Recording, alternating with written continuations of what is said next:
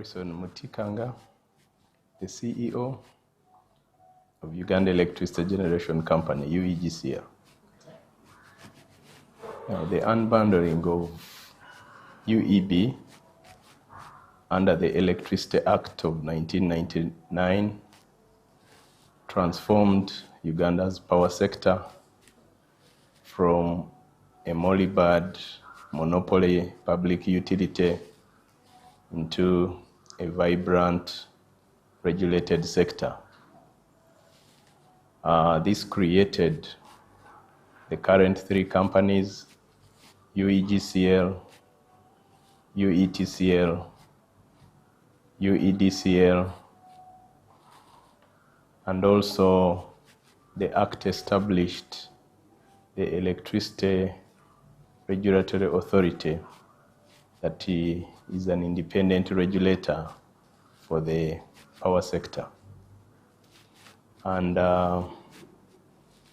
since then, that was around 2000, 2001, there has been tremendous progress in the electricity sector. Electricity installed generation capacity has since increased from less than 300 megawatts to now over 2,000 megawatts. There has been a lot of private investments in the sector. I think Uganda is one of the countries where the private sector has built one of the largest hydropower plants, that is the 250 megawatts Bujagali hydropower plant. The sector has also attracted over 40 independent power producers who have significantly contributed to Uganda's electricity generation capacity by over 800 megawatts. And the private sector alone has brought in about 1.5 billion US dollars in the generation sector. On the distribution side, the sector has also registered tremendous operational efficiency. The distribution segment was concessioned to Umeme, and Umeme was able, in the last 20 years, to reduce technical and commercial losses to around 16%. Revenue collection efficiency also improved to over 95%. And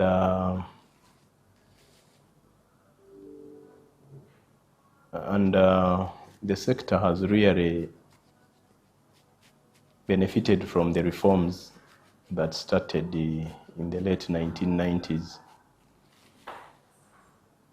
In a nutshell, I think Uganda has benefited from the power sector reforms by transforming a utility that was failing, that is UEB, into a sector that is very dynamic, competitive, and has significantly contributed to Uganda's socio-economic development.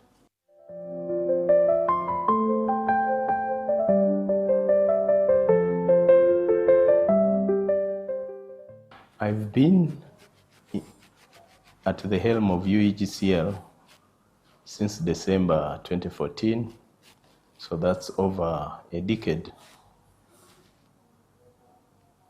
as the CEO. Now, during the past 10 years, I've had I can describe my experience as a mix of success and challenges. I've seen UEGCL grow from a concession monitoring company, that is, we used to oversee the ESCOM concession for the Kilanaruare dams, where UEGCL had about 24 staff, and UEGCL has now grown to about 450 staff. We grew from overseeing a concession to now operating Uganda's key strategic infrastructure. We carry out operation and maintenance of the Isimba 183 megawatts. We are also responsible for the operations of Karuma 600 megawatts. So UEGCL has become a significant player in the energy sector, controlling over 60% of the electricity market share.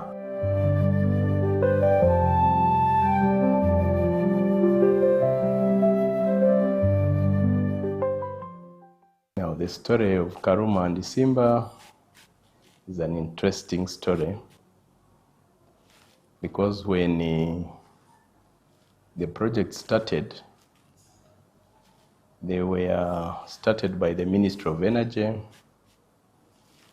and they were turnkey projects. So you get an EPC contractor, hand over the site to him, and you expect that by the end of the day, he'll hand over the key for you to turn on and switch on a properly functioning power plant. Now, that was not the case for Karuma and Isimba. So along the way, we got a lot of challenges, and UEGCL was brought on board, especially when I joined the company in 2014. The projects were maybe Isimba, both projects had started, and I would say they were like 30% into physical progress. Now, the challenge we encountered as UEGCL, we were given mandate to supervise the projects, but we didn't have any authority in terms of deciding on the quality, on the schedule, and also on the cost. So we were not approving. Everything was between the owner's engineer, the contractor, and the Ministry of Energy. But we were in there, and we were supposed at the end of the day to take over the plants and manage them on behalf of the government of Uganda. Now, when we saw that the challenges were becoming too many, I mean, we had issues of concrete starting to crack prematurely at Karuma, at Isimba. We had to escalate these issues to His Excellency the President, who directed that UEGCL be given full contract administration powers. And that was around 2016, 2017. And that's when we really took charge of these projects. But of course, they had progressed maybe by around 70% by that time. And I'm happy that from that time, we could at least approve interim certificates. The contractor could now listen to us, and we are also in charge of the owner's engineer. So we managed to make sure that we put back the projects on track, and I'm happy that we were able to successfully commission these projects, and now they are up and running with some challenges, and I think these lessons will be very helpful going forward in developing new hydropower projects in Uganda, if we are given the authority to develop the projects right from the start up to the end.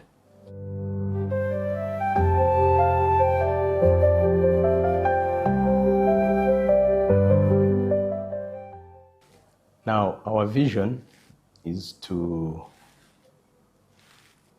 have a financially sustainable sector where electricity is very well priced, where not only the private sector but the public sector companies can also be allowed a return on investment, so that we can be able to generate enough money not only for operation and maintenance but also for investing in new generation capacity, so that we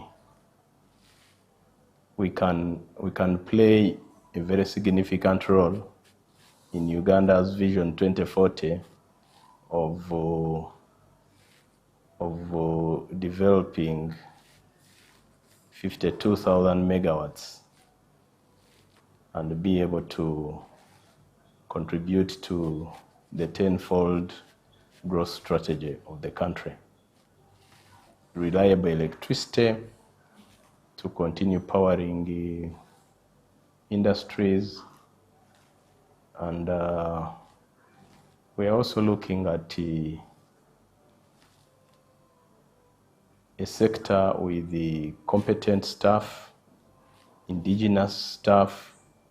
Currently, we have built a lot of capacity as UEGCL, and all the people running and operating our power plants are Ugandans that we have trained as UEGCL, and I think that will ensure sustainability, but also it makes running these power plants more cost effective.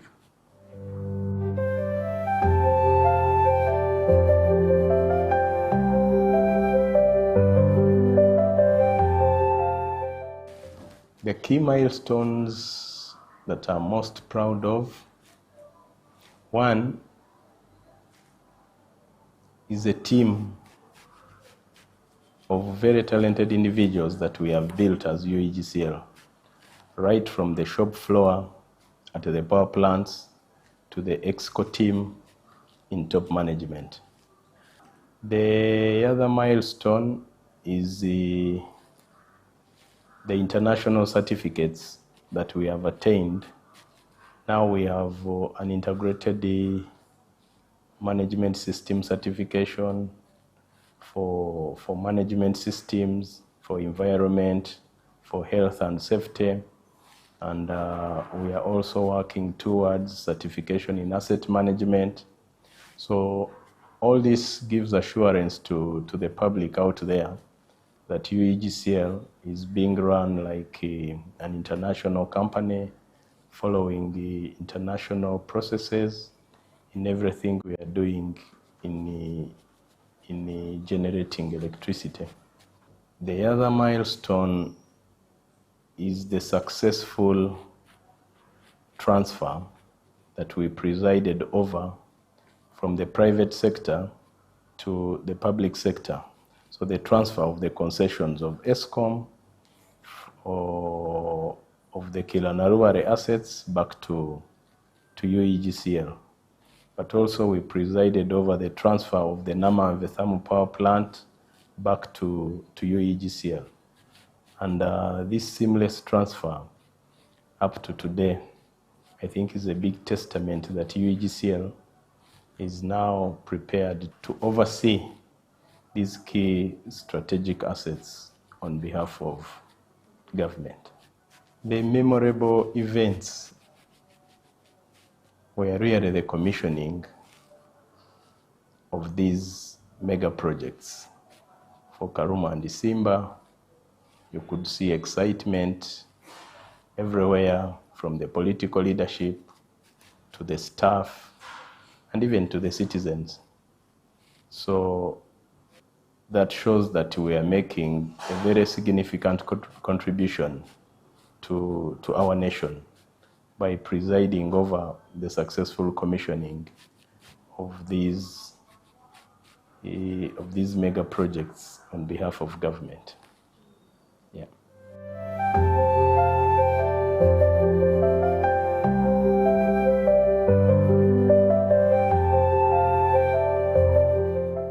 As we celebrate 25 years, my message to the next generation, they have to be prepared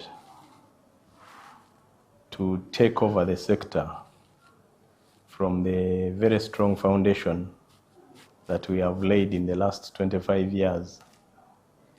I think going forward, the sector is going to require visionary thinking in terms of integrating renewable energy onto the grid, in terms of leveraging technology. We are talking about digitalization, we are talking about artificial intelligence, machine learning, Internet of Things, digital twins. So technology is evolving very fast that the next generation must really take advantage to continuously enhance operations in the energy sector. But also, the next generation must make sure that they adapt all our infrastructure to meet the challenges that are coming with changes in the climate. So there are so many climate change risks, and we must make sure that our infrastructure is resilient enough to withstand those changes. But like we say in UEGCL, we must be prepared to continuously improve on everything that we are doing. And the next generation must make sure that they keep on the light and make it more brighter as we continue to generate for generations.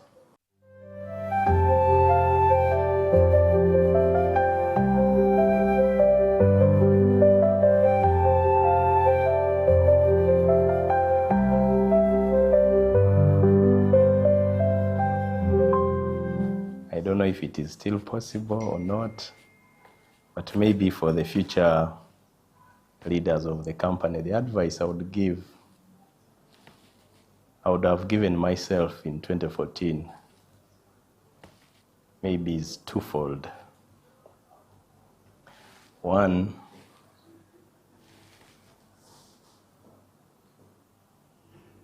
you must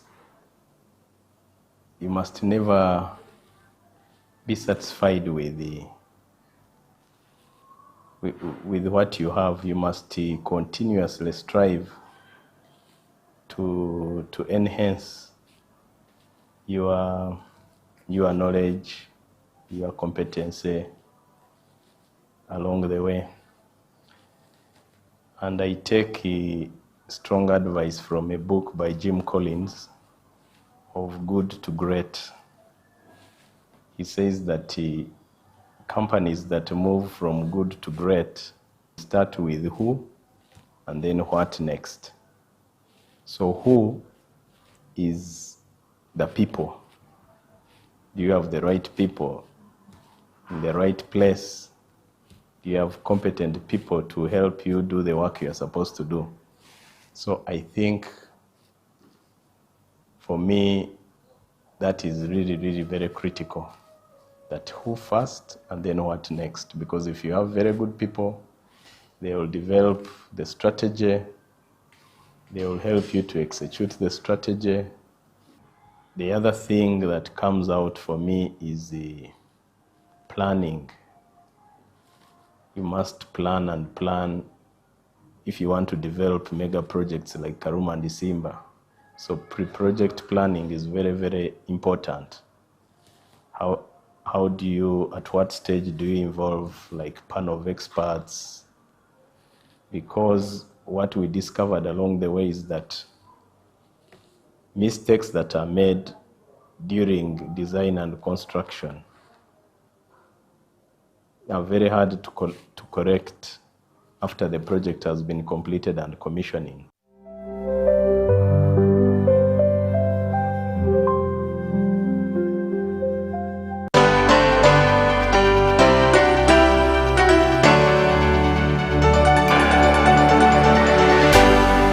UBC